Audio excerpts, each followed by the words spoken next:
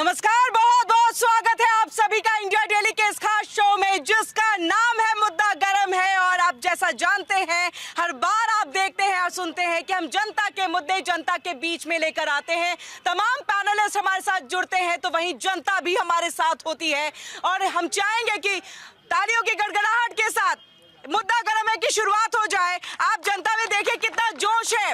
लगातार आए दिन ये कहा जा रहा था कि कुछ जनता के मुद्दे भी लेकर के आए, लेकिन ऐसे में आपको ये हम बताएं कि भाजपा को, बीजेपी को एक लंबे अंतराल के बाद जो है अपना एक नया राष्ट्रीय अध्यक्ष मिल गया है। और नया राष्ट्रीय अध्यक्ष नितिन नवीन को बनाया गया है। इससे पहले उनको कार्यकारी राष्ट्रीय अध्यक्ष बनाया गया था, लेकिन अब पूरी तरह से कमल की जो कमान है वो उनको सौंप दी गई है। हमारा आज का खास मुद्दा यही है कि क्या कांग्रेस, समाजवादी पार्टी, इन दोनों में एक परिवारवाद वाली एक नीति जो चलती है, जो लगातार बीजेपी की तरफ से आरोप लगाए जाते हैं कि परिवारवाद को, परिवार को आगे किया जाता है, अन्य को यानी कार्यकर्ताओं को मौका नहीं दिया जाता। लेकिन वहीं बीजेपी ना जाने कहां से दूर दराज से काम करने वाले कार्यकर्ताओं को, जो पूरी तन्मयता के साथ अपनी पार्टी के लिए काम करते हैं, हम उनको सीएम बनाते हैं, हम उनको राष्ट्रीय अध्यक्ष बनाते हैं, हम उन पे पार्टी के पूरे दारोमदार को जो है रखते हैं। और यही खासियत है बीजेपी की।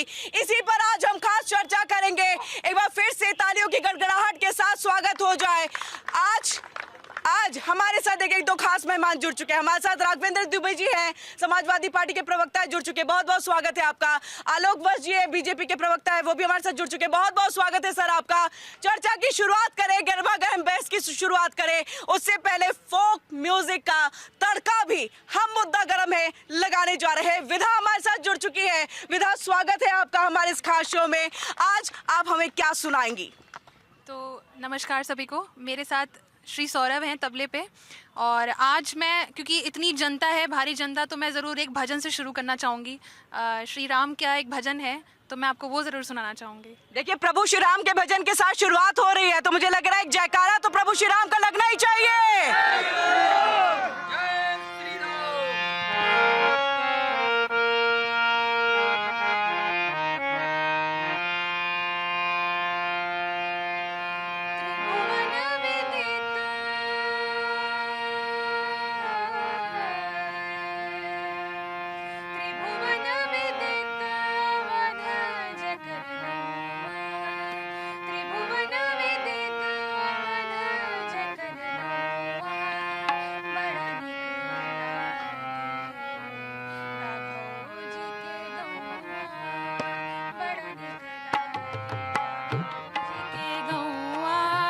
त्रिभुवन विदित अवध जकर नौआ, त्रिभुवन विदित अवध जकर नौआ, बड़ा निक लागे राघव जी के गौआ, बड़ा निक लागे राघव जी के गौआ।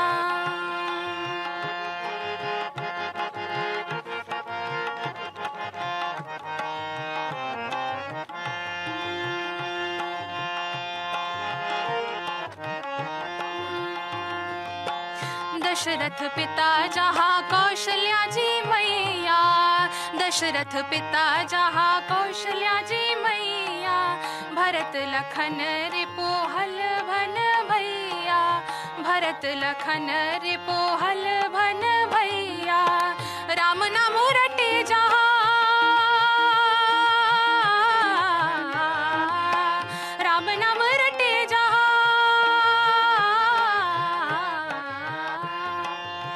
राम नाम रटे जहाँ, कोयल और कौआ, बड़ा निक लागे राघव जी के गौआ, बड़ा निक लागे राघव जी के गौआ।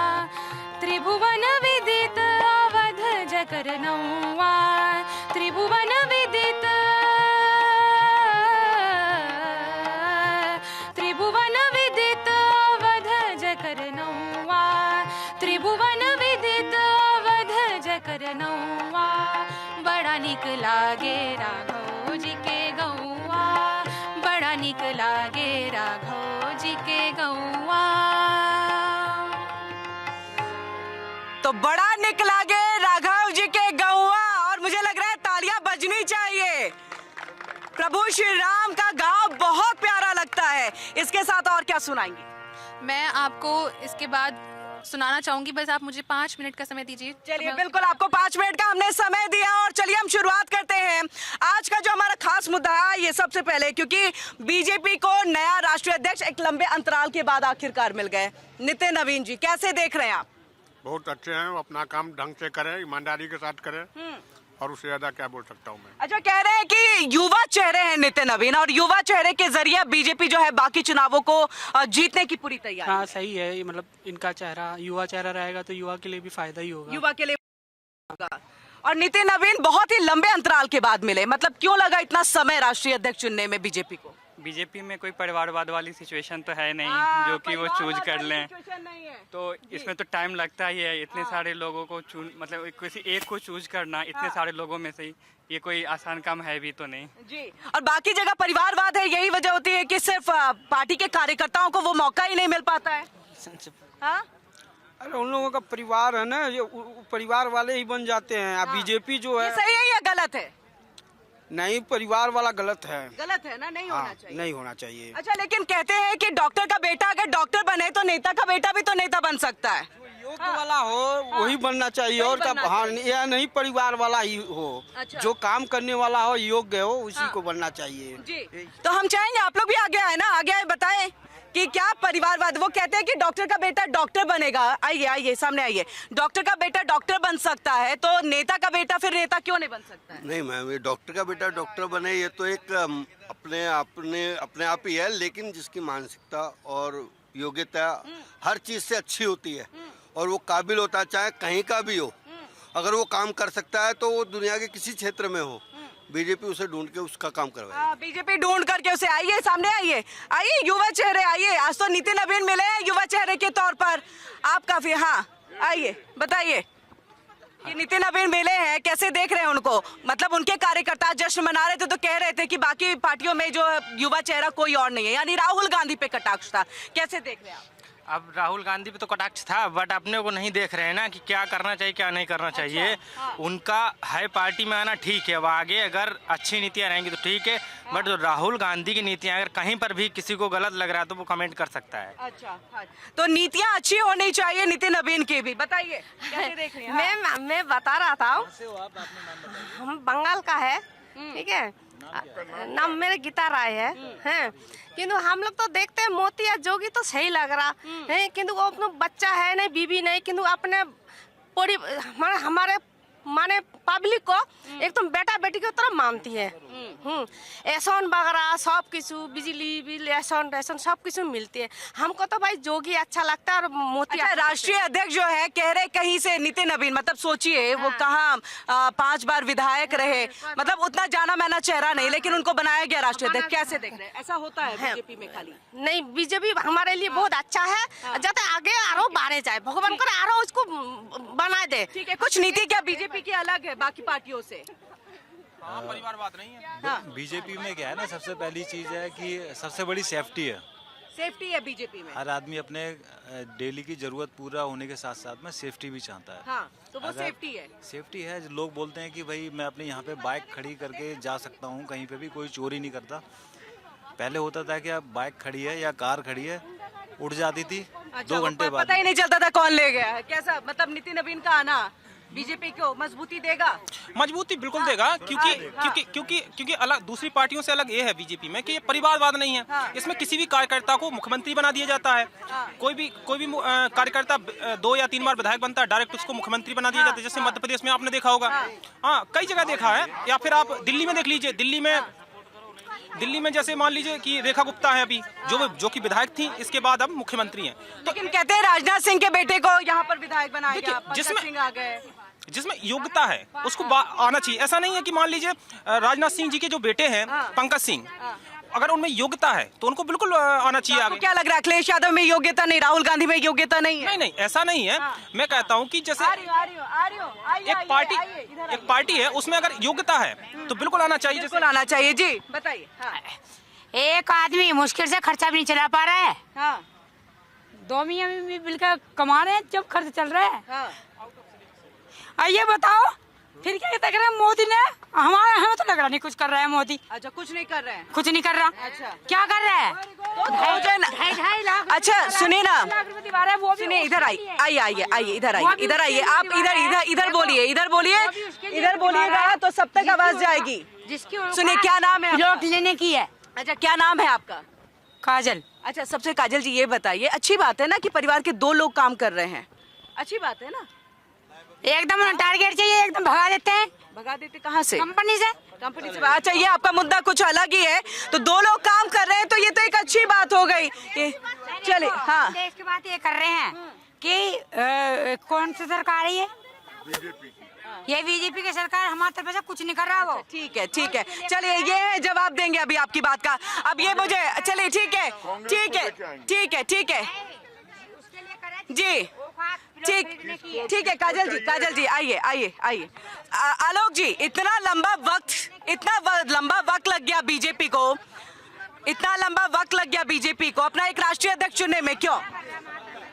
देखिए, अरे एक मिनट बहन जी, देर आए दुरुस्त आए। परिवारवाद, परंपरावादीवाद कौन जानता था? आप में से कौन जानता था नितिन नवीन कौन है? जानते थे आप लोग इधर आ जाइए ना। तो एक नौजवान को, आ जाइए, थोड़ा उधर आ जाइए। 45 साल के एक नौजवान को, जो बिहार में एक एमएलए था और जो संगठन से जुड़ा हुआ था, बचपन से लगातार हमारे लिए काम कर रहा था, कोई दूसरी पार्टी में ऐसा कोई सोच भी नहीं सकता कि वो राष्ट्रीय अध्यक्ष बन जाए।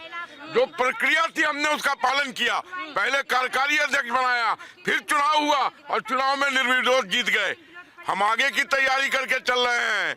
अगर सचिन तेंदुलकर होता है तो प्रतिद्वंदी भी तो होते हैं, वो उनको तो खड़ा ही नहीं करने दिया। अगर सचिन तेंदुलकर रिटायर हो गए तो बहुत सचिन तेंदुलकर पैदा हो गए और आज भी भारतीय टीम पताका फहरा रही है।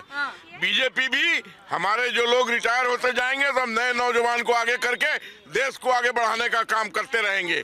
हमारे यहाँ मुलायम सिंह के बाद अखिलेश यादव, उसके बाद बिहार में लालू के बाद तेजस्वी यादव, मद्रास में करुणानिधि के बाद स्टालिन, बॉम्बे में राज ठाकरे के, बाला साहब ठाकरे के बाद उद्धव ठाकरे, जहाँ देखिए ममता बनर्जी के बाद अभिषेक बनर्जी, और हमारे यहाँ सिंपल जमीन से उठा हुआ व्यक्ति आज राष्ट्रीय अध्यक्ष बनकर। लंबा वक्त क्यों लगा? हाँ, आ रहे हैं, आपके पास भी आ रहे हैं। देखिए, विश्व की सबसे बड़ी पार्टी है, पंकज सिंह को थोपा नहीं किया है। पंकज सिंह ने मेहनत करके ऊपर आए हैं। चले, और जनता के वोट से जी बताइए एक बार। हाँ, क्या कह रहे हैं?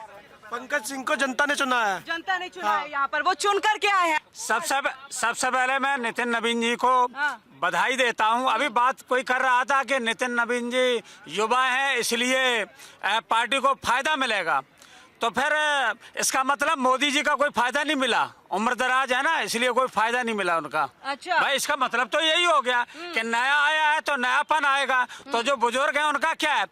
आपने आडवाणी जी को रिटायर कर दिया, आपने जोशी जी को रिटायर कर दिया, जितने पुराने नेता थे सबको रिटायर कर दिया बीजेपी ने। और क्या था उनका? 75 साल उम्र। अब प्रधानमंत्री जी 75 साल भी पार कर गए, इसके बाद भी जमे बैठे हैं। क्यों बैठे हैं? होना चाहिए। अभी परिवारवाद की आप बात कर रहे थे, परिवारवाद का बता, कल्याण सिंह के बेटा राजवीर सिंह का बेटा कहाँ? यहीं अभी उत्तर प्रदेश में मंत्री हैं, है कि नहीं? तो ये क्या परिवारवाद नहीं है? पंकज सिंह, राजनाथ सिंह, है कि नहीं? ये पूरी परिवारवादी पार्टी है। बात ये करना चाहते हैं कि अभी प्रधानमंत्री जी ने बोला इसी अवसर पर कि तमाम मुद्दे लाते हैं, उन्होंने कहा घुसपैठियों को बाहर करेंगे। भाई कब करोगे? 12 साल आपको हो गए, कब करोगे? जैसे वही कि 2 करोड़ नौकरी देंगे हर साल। अच्छा, 2 करोड़ नौकरी देंगे हर साल। चलिए, उससे पहले वो नहीं, आप ही का सवाल का जवाब हम ले रहे हैं कि आप बार जो बोल रहे हैं परिवारवाद, वो तो आप में भी है, बीजेपी में भी है। देखिए, ये सही कह रहे हैं और ये भूल रहे हैं, ये कुएं के मेढक हैं और बीजेपी महासागर है। ये इतने बड़े हैं तो परिवारवाद चला रहे हैं। हम विश्व की सबसे बड़ी पार्टी हैं। एक मिनट, हम विश्व की सबसे बड़ी पार्टी हैं, तो हमारे यहाँ अगर 5-10 आदमी के बेटे बन गए तो क्या हो गया भाई? क्या डॉक्टर का बेटा डॉक्टर नहीं बन सकता? इंजीनियर का बेटा इंजीनियर नहीं बन सकता? हमारे जिन लोगों ने मेहनत की है उनको हमने आगे करने का काम किया है। लेकिन आप मेरी बात सुन लीजिए, आपके जितने मंत्री थे, कोई कोयला घोटाला, कोई शिक्षा। अच्छा, सिंपल बात बता रहे हैं, नितिन नवीन को कोई जानता है ना? नितिन नवीन के पिताजी भी बीजेपी के बड़े लीडर थे। नवीन गुजर गए ना? नहीं गुजर गए ना, तो उन्हीं के बेटा तो बने। तो कौन सा गली से उठा करके किसको बना? बार तो उसको कहते हैं ना कि अभी तुरंत में अध्यक्ष है, अभी तुरंत में बन गया कोई और भी बेटा ही तो बना ना, नेता का बेटा ही तो बना, दूसरा कौन बन गया? किसको उठा के? क्यों आप ताली बजाने के? इनको क्या है, ऐसा व्यक्ति चले, जितनी चाबी भरी राम ने उतना चले खिलौना। इनको एक खिलौना चाहिए और नितिन नवीन मिल गए हैं। नितिन नवीन खिलौना है, नितिन नवीन खिलौना बना।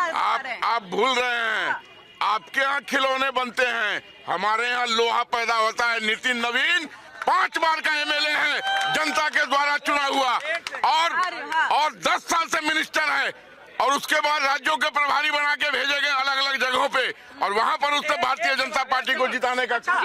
बंगारू लक्ष्मण इनके राष्ट्रीय अध्यक्ष थे, बंगारू लक्ष्मण इन्हीं के राष्ट्रीय अध्यक्ष थे। पैसा देखा और लोहा पिघल गया, पैसे ले लिए नेशनल टीवी पर। बताइए ये कौन सा लोहा है? ऐसा लोहा तैयार करते हैं क्या? क्या कुलदीप सेंगर जैसा लोहा तैयार करते हैं? तो वो तो जेल में है, जैसा लोहा, वो तो जेल में है ना जो सर, वो तो जेल में है ना। आरोपी का नाम क्यों? वो तो जेल में बना तो इन्हीं के फैक्ट्री में था, पिघल क्यों गया ये बताइए। ऐसे तो हर पार्टी, वैसे तो नहीं, ऐसे में तो हर पार्टी में कहीं ना कहीं इस तरह के आरोपी भरे पड़े हैं। जेल में कितने हैं वो काम? पार्टी विद डिफरेंस की बात करने वाले सेंगर, वो तो जेल में है ना। उत्तर प्रदेश में आपको पता है कितने मंत्री दोषी हैं?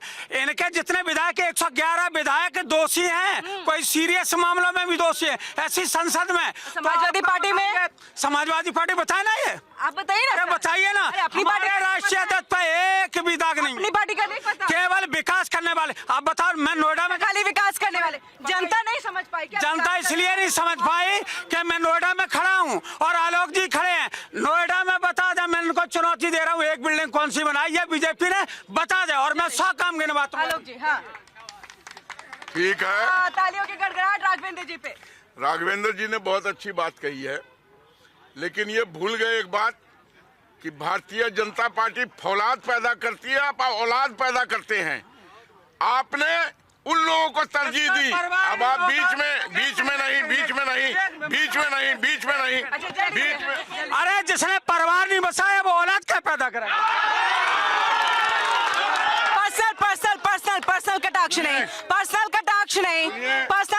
नहीं, आ रहे आपके पास, आ रहे पर्सनल कटाक्ष नहीं। राघवेंद्र जी सुनिए, बहुत से लोगों ने जो आज भारत के धरोहर हैं, उन्होंने परिवार पर ध्यान नहीं दिया। क्या महात्मा बुद्ध की कोई योगदान कम है इस देश में? महात्मा बुद्ध ने परिवार को छोड़कर राष्ट्रभक्ति में अपने को तल्लीन किया।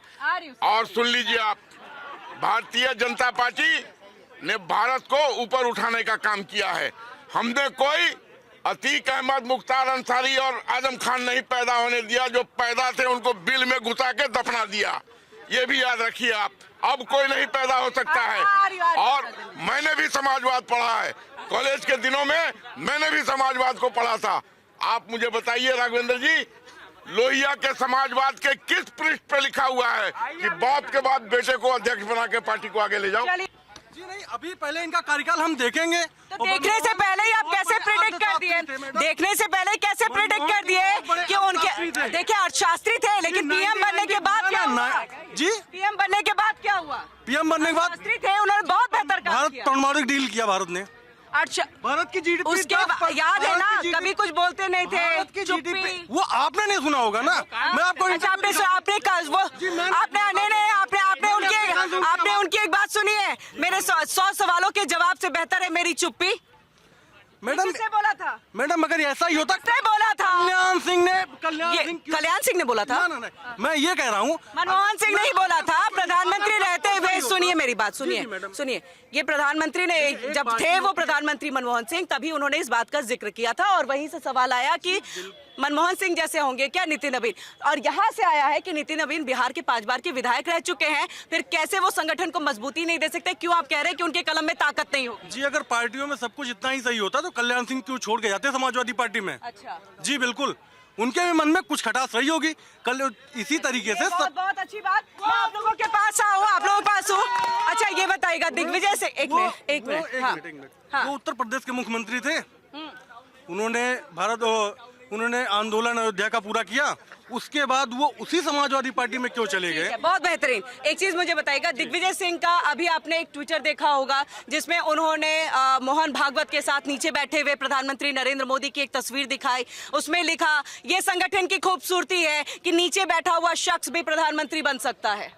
मैडम दिल में, दिग्विजय सिंह कांग्रेस के वरिष्ठ नेता। मैडम दिल में बदलाव सबके आ जाता है। बदलाव आ गया, ये बदलाव। दिग्विजय सिंह क्या जा सकते हैं? वैसे आप कांग्रेस के नहीं है, नहीं तो कांग्रेस के तो पूछती। वो बार लगातार यही कह रहे हैं कि नितिन नवीन जो है उनके कलम में उतनी ताकत होगी नहीं। नहीं, ये बात सही कह रहे। जो लोगों का आकलन है कि कठपुतली पहले भी थे, अभी भी देखो कि प्रधानमंत्री जी जब उनसे हाथ मिला रहे तो पीठ पे हाथ मार रहे। अगर वो ये कह रहे हैं कि हम इनके कार्यकर्ता हैं और ये हमारे बॉस, पीठ पे हाथ मारना कौन सा गलत हो गया? नहीं बिल्कुल। आपके पिताजी आपके पीठ पे ऐसे थपथपाते नहीं है, शाबाशी देना। वहाँ जब बॉस है वहाँ पिताजी नहीं है, पिताजी घर में होते हैं। अगर कोई आप पद पे जाते हैं, नहीं बेला आप बताइए ऐसे कौन सी बात हो गई? आपसे बॉस, हर एक चीज को आप लोग गलत सेंस में सुनिए, आपके चैनल में कोई आपका बॉस हो और आपसे छोटा उम्र में हो, नहीं हमें शाबाशी देते हो तो शाबाशी आपके सार्वजनिक रूप से प्रधानमंत्री कितने एक मिनट इसी बात को, प्रधानमंत्री कितने साल के हैं? 75 अभी आपने जिक्र किया। ये नितिन नवीन कितने साल के हैं? नितिन नवीन कितने साल? नहीं, नितिन नवीन लेकिन 40 आपने अभी कहा अगर छोटा हो, लेकिन प्रधानमंत्री बड़े हैं। कुतर्क नहीं। अभी आप मुझे बताइए, मैं तो पूछ ही रही हूँ आपसे सवाल। प्रधानमंत्री बड़े हैं, उन्होंने अगर शाबाशी दी, पीठ थपथपाया, क्या गलत है इसमें? आप सुन लीजिए, जैसे एक किसी कार्यालय में जिलाधिकारी कार्यालय में कोई जिलाधिकारी बन करके आए और उसकी कम उम्र हो और एक चपरासी ज्यादा उम्र का हो, उसका वो सम्मान कर सकते हैं, लेकिन ये नहीं है कि चपरासी सबके सामने उनके कुतर्क दे रहे हैं सर, क्या तुरक दे रहे हैं? यहाँ आप एज की बात करें, आपने एज की बात की, मैं तो एज भी बता रही हूँ आपको, उम्र में भी प्रधानमंत्री ज्यादा, ये कम, और उन्होंने यहाँ पर शाबाशी दी, क्या गलत है? आप देश की परंपरा और संस्कृति बदलिए ना। देश की सरकार नहीं, बॉस है क्या आपके? बॉस आपके, हमें तो मिलती है शाबाशी। आपको शाबाशी मिली है? आप लोग को मिलती है? आपको मिली है कमल जी शाबाशी? एक मिनट उदाहरण, कोई भी अगर किसी का काम अच्छा होता है शाबाशी मिलती है बॉस से, कहते हैं ना ऐसे करके, कभी बहुत अच्छा किया, कहते हैं ना बहुत अच्छा। एक मिनट, आपकी तथ्य कुतर्क नहीं चलेगा सर। ये हर एक चीज को आप लोग जो है गलत बता देते। जी आ रही हूँ। ये भाई साहब क्या नाम है इनका? ये राघवेंद्र जी। सर आपसे क्वेश्चन है। प्रधानमंत्री की एज है 75+, ठीक, और जो अभी राष्ट्र अध्यक्ष बने हैं उनकी एज है लगभग 46 के आसपास, 48 के आसपास में। एक बारे में वो उसी पे तो आ रहा हूँ ना, क्या गार्जियन, अरे सुनो तो सही सर, सुन तो लो सर, क्या गार्जियन अपने शिष्य के हाथ में या अपने कार्यकर्ता की पीठ नहीं थपथपा सकता? सर कुतर्क नहीं दिया करते, हर चीज सर ने बोला है कि नितिन नवीन एक रोबोट है, वो रोबोट ने एक गुरु होता है जो अपने शिष्य पे हाथ रखता है। और इनकी सोनिया गांधी की सरकार में मनमोहन सिंह जब विदेश जाते थे तो सोनिया गांधी हाथ मिलाती थी और मनमोहन सिंह पीछे खड़े होते थे। और यही समाजवादी पार्टी है जो नारा देती थी, नारा देती थी जय समाजवाद का नारा है, खाली प्लॉट हमारा है। आज की डेट में योगी आदित्यनाथ सब पे बुलडोजर चलवा देते हैं। सरकारी नारा है। हाँ, इसका जवाब दे दीजिए। हाँ। बहुत बढ़िया, योगी राज की बात कर रहे हो। नहीं, योगी नहीं, उन्होंने पहले समाजवादी पार्टी का कि जो भी प्लॉट खाली है वो हमारा है। सुन लीजिए, आप भी कभी जवाब दे, सुन लीजिए, चापलूसी में इतना मत बिछिए, सब देख रहे हैं कि सर सवाल कर लिया जाए तो चापलूसी लगती है, पीठ थपथपाए जाए तो चापलूसी लगती है। हर चीज में जनता इसीलिए तो सबक सिखा रही है।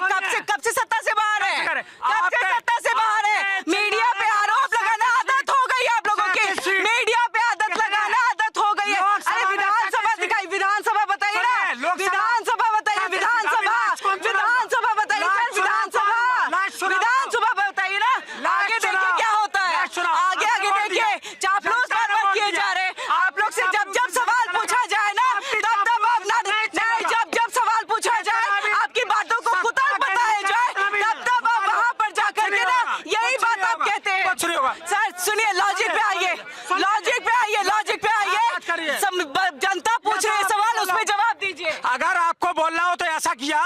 एक कमरे में सर, बैठो। मीडिया पे आरोप लगाने की छोड़ दीजिए कि आप अपनी गलती किसी और पे थोप दें, इससे आपकी जिम्मेदारी खत्म जनता नहीं होती। जानती नहीं है, जनता जानती नहीं है। आप जानते हैं सर, आप जानते हैं ना? हाँ, हम जानते हैं। सुनिए, देखिए क्या कह रहे हैं, रुकिए रुकिए, आ रहे समाजवादी सरकार में 5 बजे बाद ट्रेन लूट ली जाती थी, और ये कुलदीप सेंगर की कह रहे हैं ना, वो जेल में बंद है कुलदीप सेंगर। सुन लो, इन अंधभक्त को मैं बताना चाहता हूँ। हम सबसे पहले ऑब्जेक्शन है, आपत्ति है, जब जब सवाल पूछा जाए समाजवादी पार्टी से मीडिया पर आरोप लगाते हैं, ये इनकी आदत में शुमार है। सुनिए, परेशान होने की बहुत जरूरत नहीं है। अगर आप किसी की चापलूसी करेंगे सुनना पड़ेगा। दूसरी बात, जो सनातन धर्म के सबसे बड़े ध्वजावाहक है अभी मुक्तेश्वरानंद की जी के यही सरकार है उत्तर प्रदेश में, माघ मेले में जिस तरीके से वहाँ उनके सेवकों को, उनके शिष्यों को बात का जवाब ही नहीं दे रहे हैं। उनकी बात का जवाब ही नहीं दे रहे, जनता के बीच की बात लेके आते हैं, जनता के बीच। अरे चलिए सर, राघवेंद्र भाई, अरे जनता के बीच का जवाब दिया आपने, जवाब दिया, जनता का जवाब दिया आपने, मैं जनता के बीच से सवाल लेके आई, जवाब दिया आपने। और मीडिया, मैंने पूछा, जवाब दिया, मैंने उन्हीं का सवाल आपसे पूछा, उन्हीं का सवाल आपसे पूछा, उसका जवाब दीजिए आप। पत्रकार बने रहिए। नहीं, पत्रकारी हूँ, उनके सवाल। अच्छा, आपके सवाल पूछे मैंने, तो सवाल पे आइए। बिल्कुल भी नहीं। सुनिए, सवाल यही है कि सनातन धर्म के सबसे बड़े ध्वजावाहक को इसी सरकार ने क्यों उनका रथ रोकने का काम किया, क्यों मार पिटाई जिनके उनके सच थे उनको पीटने का काम किया, कभी हुआ? ये औरंगजेब के टाइम पे भी नहीं। चलिए इसका जवाब लेते हैं। देखिए राघवेंद्र जी, दुश्मनी नहीं, आप लोग भले ही मीडिया से दुश्मनी रखे, मीडिया वाले नहीं रखते हैं। मीडिया वाले रखते तो फिर अलग ही बात होती, तब तो शायद बात करने की जगह ही नहीं मिलती। राघवेंद्र भाई धीरे से बोलिए, नहीं तो नस फट जाएगा, तो आराम से रहिए। कमजोर बूढ़े अब आप सुनिए, यहाँ पर जनता जनार्दन खड़ी है। लोकतंत्र में किसका फैसला सर्वोपरि होता है? जनता का फैसला सर्वोपरि होता है। अब आप फिर बीच में बोल रहे हैं, नस फट जाएगा। धीरे से बोलिए, एक नंबर पे पहले बात सुनिए। आज जनता के आशीर्वाद से केंद्र में 3 बार और 22 राज्यों में हम सरकार में हैं। अरे बिल्कुल शांत रहिए, कोई आशीर्वाद नहीं है। हमने कोई लूट के सरकार नहीं बनाई है। गलत बात मत कीजिए, आप किसी के एजेंट बन के बात मत कीजिए। जनता ने वोट करके हमको सरकार में भेजा है, बिल्कुल भेजा है। आप झूठ बोल रहे हैं, जनता ने हमको और जब तक जनता का आशीर्वाद हमें प्राप्त है, कोई माई का लाल नहीं हमको हिला सकता है। हमारी नीतियों पर, हमारे जन कल्याणकारी नीतियों पर जनता को पूरा भरोसा है, कोई लूट खसोट नहीं है। मैं इनको पूछा तो वो एक गाना था ना, क्या हुआ तेरा वादा वो कसम वो इरादा, ये वही प्रधानमंत्री जी थे जो कह रहे थे 2 करोड़ नौकरी साल में मिलेंगे। 12 साल होने वाले 24 करोड़ नौकरी दी नहीं। बाद में क्या बोलने लगे, पकौड़ा तलना भी एक रोजगार है। यही प्रधानमंत्री थे जो कह रहे थे किसानों की आमदनी हम दोगुनी करेंगे। क्या दोगुनी हुई? 700 किसानों शहादत दी। यही प्रधानमंत्री थे जो क्या कह रहे थे, गंगा जी को साफ करें, माँ गंगा ने बुलाया। क्या हुआ? उसमें भ्रष्टाचार हो गया। उत्तर प्रदेश के जो खुद जल कल मंत्री हैं दिनेश खटीक जी, उन्होंने खुद बोल दिया कि इसमें भ्रष्टाचार की लंबी लूट हो रही है। और यही प्रधानमंत्री नहीं तो जा रहे हैं सुप्रीम कोर्ट। कौन? आप लोग सुप्रीम कोर्ट में गए, उससे हुआ क्या? नहीं, सुप्रीम कोर्ट में क्या, जब सरकार होगी ना तो सब हिसाब लीजिए। कोर्ट पे भरोसा नहीं है। सुप्रीम कोर्ट का भरोसा है, बता रहा हूँ, सरकार को है ना? आपको है या नहीं? सरकार ने सुप्रीम कोर्ट पे भरोसा है या नहीं? लीजिए, मुख्य चुनाव आयुक्त नियुक्त करने में पहले चीफ जस्टिस होते थे, प्रधानमंत्री होते थे, विपक्ष का नेता होता था। प्रधानमंत्री जी इतने ईमानदार निकले कि चीफ जस्टिस ऑफ इंडिया को उससे हटा दिया। तो सुप्रीम कोर्ट पे भरोसा नहीं। एक मिनट सरकार को नहीं है। सुप्रीम कोर्ट पे भरोसा नहीं, ईडी पे भी भरोसा नहीं है, ईडी पे भरोसा नहीं, सीबीआई पे भरोसा नहीं है, सीबीआई पे भरोसा नहीं, मीडिया पे तो है ही नहीं समाजवादी पार्टी को। चलिए जी, अभी बात हो रही थी we the people of India. Constitution की पहली लाइन यहीं से शुरू होती है, we the people of India. लेकिन लोकतंत्र की मैं आपको असली परिभाषा बताता हूँ आज के परिप्रेक्ष्य में। आज के परिप्रेक्ष्य में लोकतंत्र की, मैं किसी पार्टी की बात नहीं कर रहा, ये सब एक ही थाली के चट्टे बट्टे हैं। ये लूटेंगे वो चलिए इसमें मत आते हैं। देखिए पता सबको है, सुनिए वो चीजें अलग बात हो गई। मेरा सवाल का जवाब दिए नितिन नवीन को जो राष्ट्रीय अध्यक्ष बनाया गया है, तो वो सही। पहले जो मेन चीज है ना, आप कॉन्स्टिट्यूशन को साइडलाइन नहीं कर सकते, सही कॉन्स्टिट्यूशन के हिसाब से तो चल रहे हैं सर, मुद्दे पे आइए ना। मैं बता रहा हूँ आपको, सुव्यवस्थित तरीके से दुर्व्यवस्था फैलाना ही लोकतंत्र है। ये आज के टाइम में परिभाषा है लोकतंत्र की। अच्छा, कब से ये परिभाषा हुई? यही है, ये कर रहे हैं भाई। यही कब से परिभाषा हुई? मेरे पे यही है। अरे कब से हुई ये तो बताइए ना। आपको नहीं पता है कौन कितना? मैडम बता रहे हैं, ये परिभाषा हमने तो नहीं सुनी। और कॉन्स्टिट्यूशन में क्या है, एमपी एमएलए का टिकट लेने के लिए कौन आदमी एलिजिबल होता है? मैं पूछ रही हूँ ये मैं पूछ रही हूँ ये परिभाषा कब से गढ़ी गई? आपको कब से लगा कि कॉन्स्टिट्यूशन की परिभाषा ये है? देखिए कब से में अलग है, धरातल पे यही है। कब से आपको एहसास हुआ? मान रहा है with the people of India को कौन? सवाल का जवाब ही नहीं देते हैं। वही तो पूछ रही हूँ कि कब से आपको लग रहा है? कब से आपको लग रहा है? 2014 के बाद से लग रहा है तो बीजेपी इस चीज के लिए है। 2014 के पहले भी लगता था तो उसके लिए भी है। देखिए ये गलत आरोप ना हमेशा आदत मत बनाइए। ये बताइए कि कब से आपको लग रहा है कि यही परिभाषा है कि लोकतंत्र सही मायने में नई चीज है? तो कब से? अरे कब से मतलब समय बताइए, समय, तारीख यहाँ पर। और हाँ, होना कुछ भी नहीं है। बीजेपी आनी है, काँव करते रहो, उड़ते रहो, आनी बीजेपी है। अच्छा, क्यों लग रहा है बीजेपी आनी है? आनी इसलिए है क्योंकि वो हर मोर्चे पे, हर चीज पे, हर जगह संघर्ष करती है, हर चीज को देखती है। संघर्ष करती है। हाँ, हमारे इस तरह के सीएम नहीं है जैसे हमारे अखिलेश यादव जी ने घर छोड़ा और टोटी भी चोरी करके ले गए अपने साथ। हैं, हमारे योगी जी बेचारे कहते हैं अगर नहीं होगा तो उठाएंगे अपने मठ में चले जाएंगे, ना हम कुछ लाए तो ले जाएंगे। इसका जवाब दीजिएगा, बताइए। देखिए, सुन लिया होगा उनका। दूसरा कार्यकाल योगी जी का चल रहा है, प्रधानमंत्री जी का भी कार्यकाल चल रहा है तीसरा। अब ये बताइए अगर कहीं से समाजवादी पार्टी ने एक भी कोई भ्रष्टाचार किया है, FIR क्यों दर्ज करे? अरे सुन लीजिए, आप जैसे इतने लोग हैं, नहीं बाबा भी चरम फूंक के ही बोलते हैं, बाबा जी भी चरम फूंक के बोलते हैं। ये मत वो करिए, सुन लीजिए, बहुत सारे लोग क्यों अपने लोगों ने नहीं करा पाई? FIR कराते, एक भी कोई काम जितना अखिलेश जी ने कराया, बीजेपी सब जगह भागती घूमते रही, सर पटक लिया। बताओ एक भी भ्रष्टाचार का आरोप लगाओ तो आज बता दें। और नोएडा में जहाँ खड़े हैं, हमने अभी पूछा था आलोक जी से, एक काम बताओ, एक काम नहीं बता पाए बेचारे। देख लो इतनी दयनीय स्थिति है बीजेपी। नहीं बता पाए, आप सोच के रखिए। हम चैलेंज कर रहे हैं भाई साहब को, 2027 में बीजेपी ज्वाइन करेंगे। ये 2027 लीजिए, आप ही को इसी पार्टी में मिला दिया। ऐसा होता है ना, सुनो, जिनकी आंखें बंद हो तो वो तो चलो फिर भी मन से सोच लेते हैं, जिनकी आंखें खुली और फिर बंद कर ले, ऐसे अंधभक्तों को कोई नहीं समझा सकता भाई। ये अंधभक्त है, ये वहीं जीते हैं, इनका कुछ नहीं होगा। देखिए, आप सभी लोग जानते हैं कि देश में कुछ पार्टियां हैं जो शुद्ध जातिवादी हैं।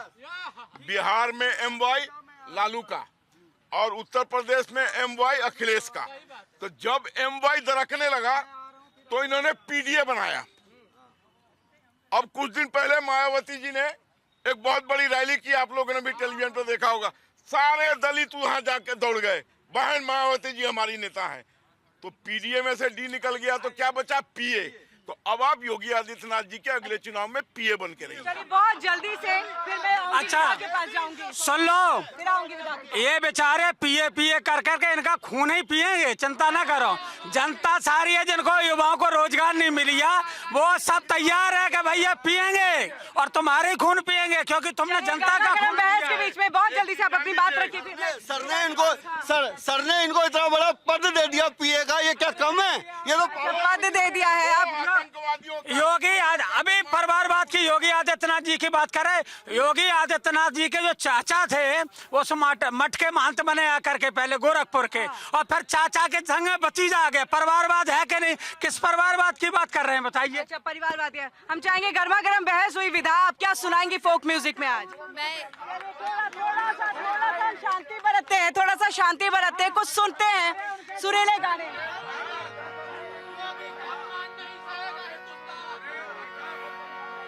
तो इतना गर्म मामला हो रहा है और थोड़ी सी सर्दी की धूप भी लगने लग रही है। तो हमारी तरफ एक मातृभाषा है मेरी, अवधी, अवधी में मैं गाऊंगी। अवधी में हमारा लोकगीत है। जरा एक बार सब लोग हाथ उठा के बोलिए अवधी जो जो बोलते हैं या कोई प्रयास। अवधी को कितने लोग बोलते हैं यहाँ पर? अवधी कितने लोग बोलते हैं? समझ सकते हैं ना अवधी? तो सुनिए।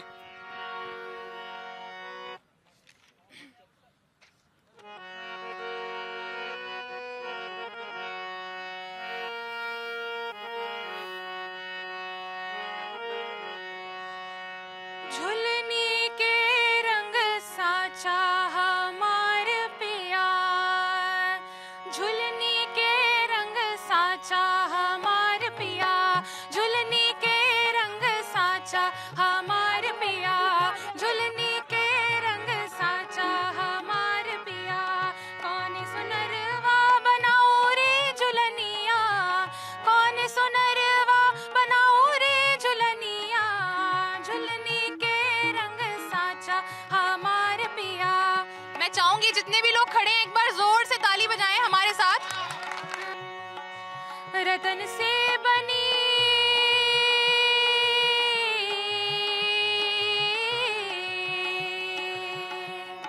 रतन से बनी बनुई रे झुलनिया, रतन से बनी बनी रे झुलनिया।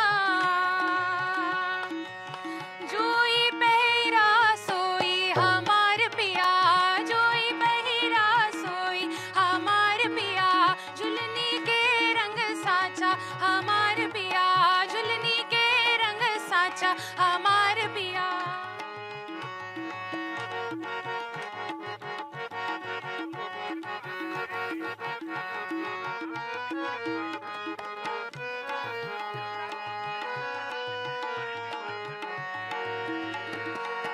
टूटी झुलनिया बनाओ रे झुलनिया, टूटी झुलनिया बनाओ रे झुलनिया। फिर ना मिले ऐसा साचा हमार पिया, फिर ना मिले ऐसा साचा हमार पिया, झुलनी के रंग साचा हमार पिया, झुलनी के रंग साचा हमार पिया, झुलनी के रंग साचा हमार पिया। कौन सुनरवा बनाओ रे झुलनिया, कौन सुनरवा बनाओ रे झुलनिया। रंग पड़े नहीं काचा हमार पिया, रंग पड़े नहीं काचा हमार पिया। बहुत खूब विदा। और ये आपने रंग जमा दिया आज के मुद्दा गरम में, जो थोड़ी सी आपकी फोक म्यूजिक की वजह से शांति आई है, शीतलता। देखिए शब्दों की कमी नहीं है। और मैं लेकिन ऐसे में चाहूंगी आप लोग सब में से भी अगर किसी को कुछ गाना हो, कोई सटायर हो, कुछ कहना हो, कोई कविता हो, तो आप लोग भी सुना सकते हैं। ओपन मंच है, आप लोग भी आकर के कुछ बता सकते हैं। वैसे में राघवेंद्र जी आपके पास कुछ सुनाना चाहेंगे क्या आप? जी। मुझे लगता है कि जो समाज में जो लोग जिस तरीके से चाहे लड़ रहे हों किसी विचारधारा को लेकर के, या सरकार सत्ता जो भी हिंदू मुस्लिम की तरफ बढ़ रही हो, सांप्रदायिकता की तरफ बढ़ रही हो, राम का नाम लेकर के। राम कौन है? मिलय न रघुपत बिन अनुरागा, ये जोग तप ज्ञान विरागा। मतलब भगवान राम भी तभी मिलते हैं जब प्रेम और अनुराग हो। जिनके हृदय में ईर्ष्या द्वेष है वहाँ तो मिल ही नहीं सकते। निर्मल मन जन सो मोहि पावा, मोह कपट छल छिद्र न भावा। तो निर्मल मन वाले ऐसे जो लोग हैं उन्हीं को भगवान मिलते हैं। और हम चाहते हैं लोगों का मन निर्मल होना चाहिए। जो गलत लोग हों वो कोई भी हों, किसी जाति से हो, किसी धर्म से हो, उनके ऊपर कानून अपना काम करें। मेरा एक सवाल देखिए, प्रभु श्री राम का जब भव्य मंदिर बन रहा था, नहीं लग रहा था समाजवादी पार्टी से उनके प्रमुख को, उनके बाकी अन्य कार्यकर्ताओं को, नेताओं को जाना चाहिए था, कांग्रेस से जाना चाहिए था? वहां पर फिर पार्टी क्यों लगा दी कि बीजेपी को इसका बेनिफिट मिल जाएगा? नहीं करते। माननीय अखिलेश जी ने, हमारे राष्ट्रीय अध्यक्ष जी ने केदारेश्वर मंदिर बनाया है इटावा में, बहुत भव्य और दिव्य। प्रधानमंत्री जी अभी और अमित शाह जी, योगी जी अभी वहाँ गए नहीं है। वो तो भगवान को मानने वाले हैं ना, वहाँ क्यों नहीं गए? वहाँ जाने पर आपत्ति है, यहाँ जाने पर क्यों? उनको क्या आपत्ति है? अरे जाएं, दर्शन करें, वो तो सब जगह है। भगवान बात हो गई ना, आपकी शर्ट काली तो मेरी भी शर्ट काली, क्या फर्क पड़ता है इससे? व्यापक सर्वत्र समाना और प्रेम तय प्रकट हूँ मैं जाना। भगवान सब जगह व्याप्त है। आप कहीं भी जाएं, आपकी श्रद्धा और भाव, श्रद्धा भाव होने चाहिए। तो ऐसे में नहीं देखना चाहिए कि उसको बनवा कौन रहा है। आप सिर हिला रहे थे, आप सहमत नहीं थे इस बात पे? नहीं। तीसरा पक्ष वो तो कोई पक्ष, अयोध्या बीजेपी का कोई वकील नहीं खड़ा। एक मिनट नहीं नहीं, वही तो हम कह रहे, पक्ष कोई नहीं था। अगर उनके कार्यकाल में बन रहा है तो फिर गए क्यों नहीं? मौका नहीं मिलता है, तू हर वक्त बोलते हैं। अब थोड़ा चुप रहिए, सुन लीजिए। श्री राम ने श्री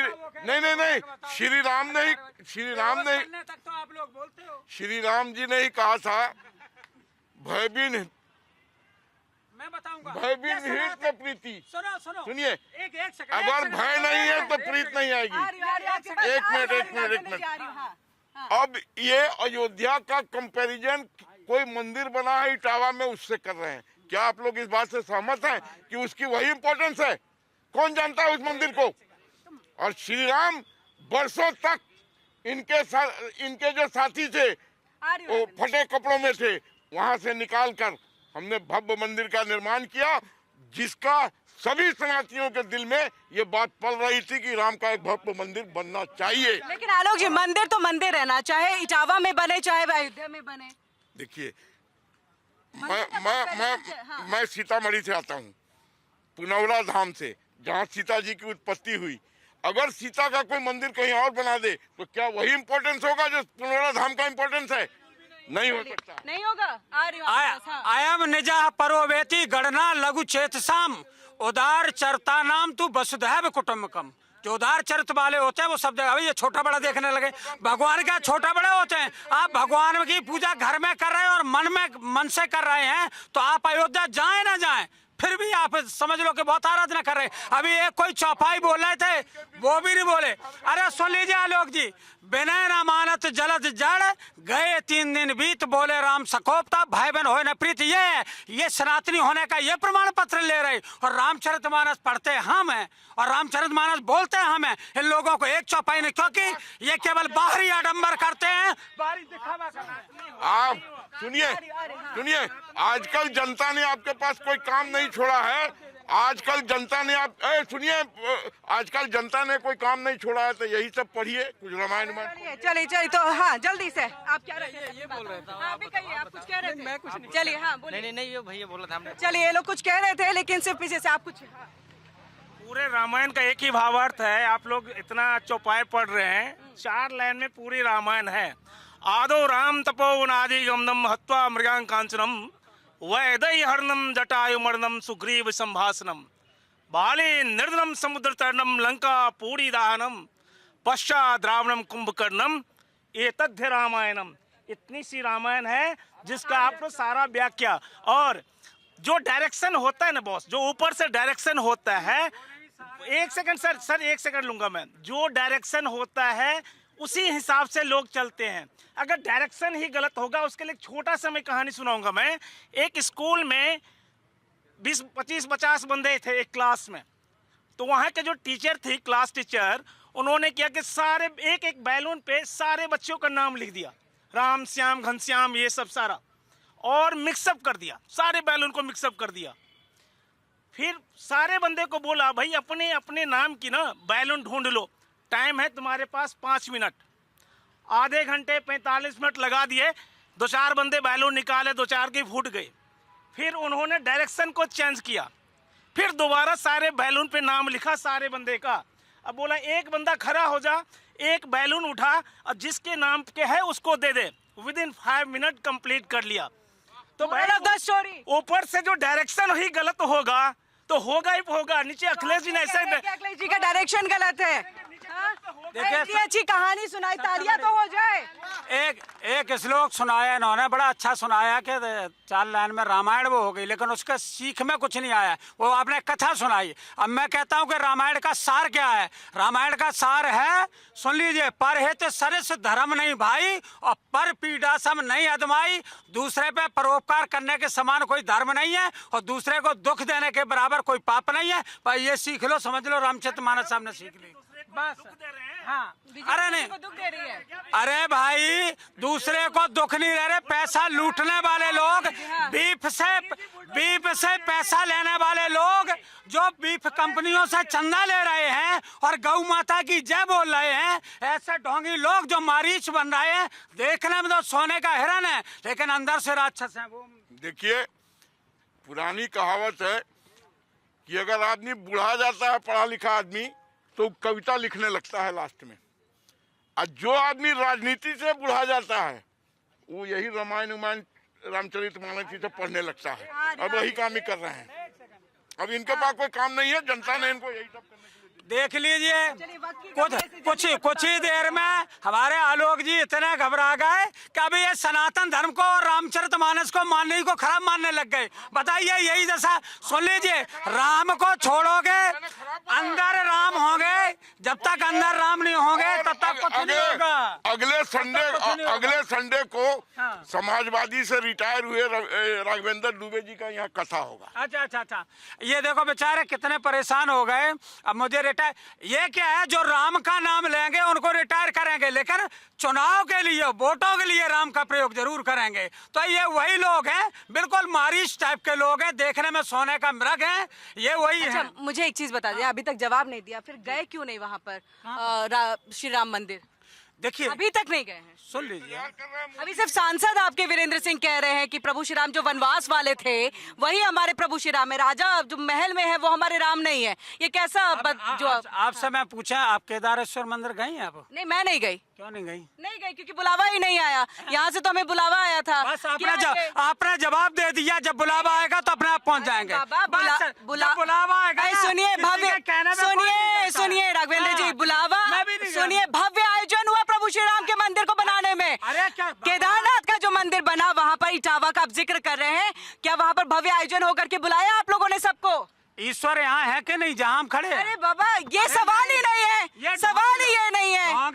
ईश्वर तो आपके और मेरे अंदर भी है। आप चौपाई बोले ना बोले, सब में प्रभु श्री राम है। आप चौपाई बोले ना बोले, जिनको चौपाई नहीं भी आती है वो भी प्रभु को मानते हैं, जिनको चौपाई नहीं आती है वो भी प्रभु को मानते हैं। मेरा सीधा सा सवाल, वरना फिर आप कहेंगे कि चापलूसी कर रहे हो। मेरा सीधा सा सवाल, प्रभु वो तो वक्त हो गया।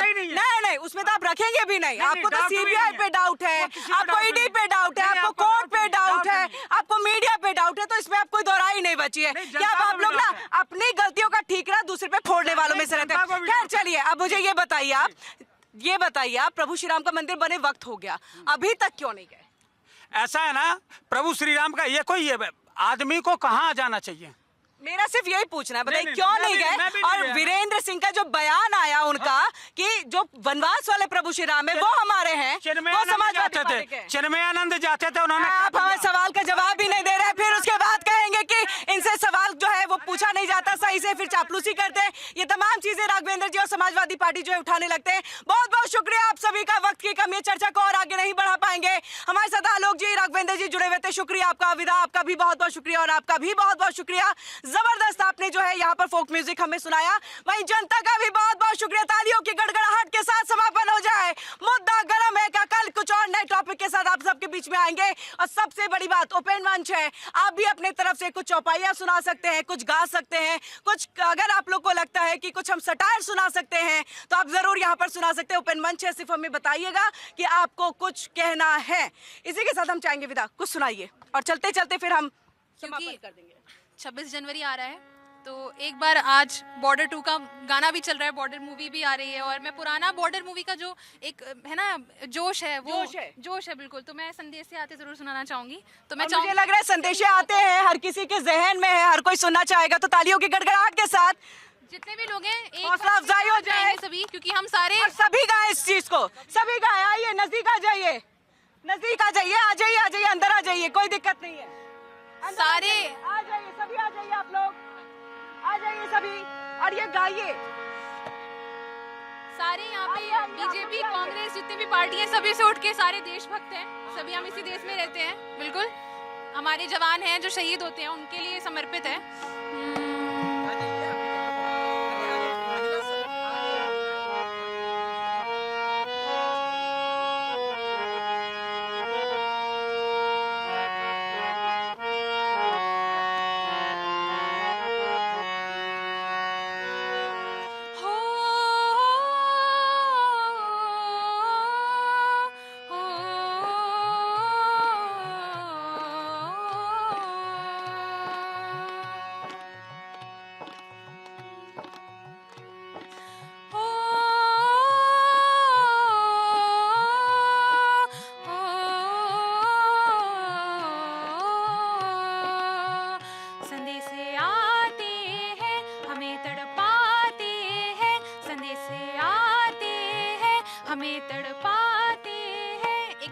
साथ गा दीजिए।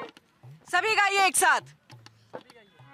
संदेश से आते हैं हमें तड़पाते हैं, जो चिट्ठी आती है वो पूछे जाते हैं कि घर कब आओगे, कि लिखो कब आओगे, लिखो कब आओगे, कि तुम बिन ये घर सूना सूना है। संदेश से आते हैं हमें तड़पाते हैं, जो चिट्ठी आती है वो पूछे जाते हैं कि घर कब आओगे, लिखो कब आओगे, कि घर कब आओगे, कि तुम बिन ये घर सूना सूना है।